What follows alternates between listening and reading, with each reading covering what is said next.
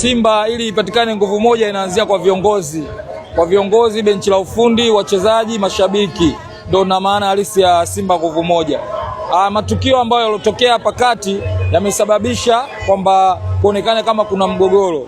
Hatujajua ndugu zetu viongozi wetu watalimaliza vipi au swala lao litaisha vipi, lakini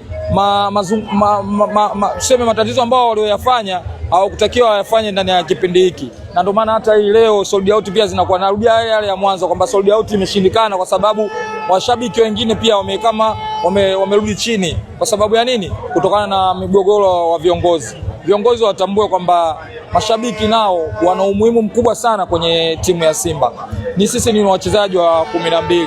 Bila sisi kuwepo hata Simba naye haiwezi kuwepo. Sio? Kwa hiyo wenyewe wamalizi migogoro yao mapema sana kwa sababu tunauanza msimu na tunaamini kwamba mwalimu ametuletea wachezaji bora. Kwa hiyo kama tunauanza msimu na tuna wachezaji bora, sasa isiwe tatizo liko kwa viongozi. Kwa sababu kama msimu uliopita tunawalaumu wachezaji, msimu huu sasa tuanze kuwalaumu viongozi. Kwa hiyo mimi naomba waondoe migogoro yao ili tuanze msimu vizuri.